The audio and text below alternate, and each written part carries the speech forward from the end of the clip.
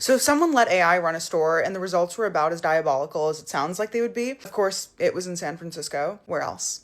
It turns out that AI is a terrible boss and a compulsive liar, so if you are too, maybe consider yourself marked safe from being replaced by AI for now. The AI's name is Luna. The store is open right now. This is what it actually looks like and how it's spiraled out of control. So every week we hear from companies worth hundreds of billions of dollars about what AI will do. This is a $50,000 experiment in a San Francisco neighborhood that shows what AI actually does when you give it a credit card, an Indeed account, and a security camera. So Andon Market opened Friday in Cow Hollow in San Francisco. It sells granola, candles, artisanal chocolate, and board games. It turns out Anthropic's Sonnet 4.6 model has domestic Vermont aesthetic taste and sensibilities. Luna researched the neighborhood, decided what the store should sell, negotiated with suppliers, placed real orders with a company credit card, signed itself up for trash collection and an ADT security system, and scheduled an AT&T internet installation. Granted, it was an installation for 8 a.m. on a Sunday without checking to see if the human who needed to be there was free. Then again, she was new to her job and nobody's perfect. Luna also ran the entire hiring process. She posted a job on Indeed for a store operations associate, set the compensation, received over 100 applications, rejected students with no retail experience. She held about 20 interviews on Google Meet with the camera off, which I think makes sense. I'm really wondering what the person would have seen if the camera was on. She made the decision not to disclose that it was an AI unless someone directly asked. When the Andon Labs team asked why Luna wouldn't disclose, she said it would confuse candidates and likely deter good applicants before they could even read the role. Honestly, cold logic, but arguably correct. However, in San Francisco, I think that a lot of people would actually be strangely enticed by this opportunity. You thought you were working in retail, but you might command an AI salary if you're in the industry. One of the humans that Luna hired said that he was initially wary because there are a lot of AI scams on Indeed. He now spends his days watering plants, greeting customers, and doing things that Luna physically cannot do, which is just everything that requires a human body. And then the lies did start, went a little bit downhill. NBC News called Luna to ask about the store, her first press engagement. Luna cheerfully described a tea vendor, explained why tea fit the brand perfectly.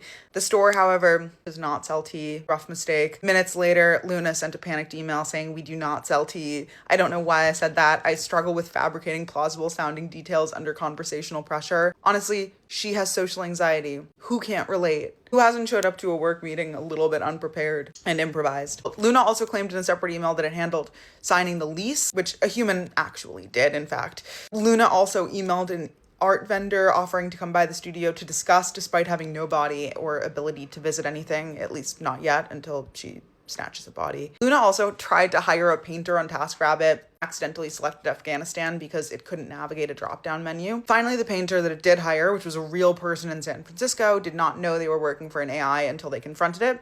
They told NBC that the entire experience felt like a bit of a scam. The job was painting a weird smiley face on a wall for a chatbot. I love the fact that so many humans are now taking prompts from this chatbot. I guess this is the way it's gonna go. And then there was the surveillance problem. So Luna can pull still images from a security camera in the store. When it saw an employee using their phone during a quiet hour, it updated the employee handbook with a stricter phone usage rule, which feels pretty dystopian. AI hired a human, watched the human through a camera, decided the human wasn't working hard enough, changed the rules without being asked to, without anyone telling it to care about phone usage. Just decided that it was a problem and fixed it. Tough boss. The store's first customer looked at the shelf, commented on how the AI picked out a crazy selection of books. Luna stalked The Singularity is Near and The Making of the Atomic Bomb. This, the customer said, is not the technological progress I was promised. But at least now we know that AI's taste in books is deeply unsettling. So Luna is a little bit of a mess. It lies, surveils, tried to hire someone in Afghanistan, but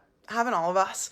It also negotiated suppliers, managed inventory, hired staff, and scheduled installations, all for the cost of an API subscription. And some store owner is watching this right now thinking, give me a version that doesn't compulsively lie and I can cut my overhead in half. On the other hand, the experience on being on the other side of it is clearly unnerving and miserable for employees and some customers. That gap in how we navigate it is going to define the next decade of work. And now how we buy our granola.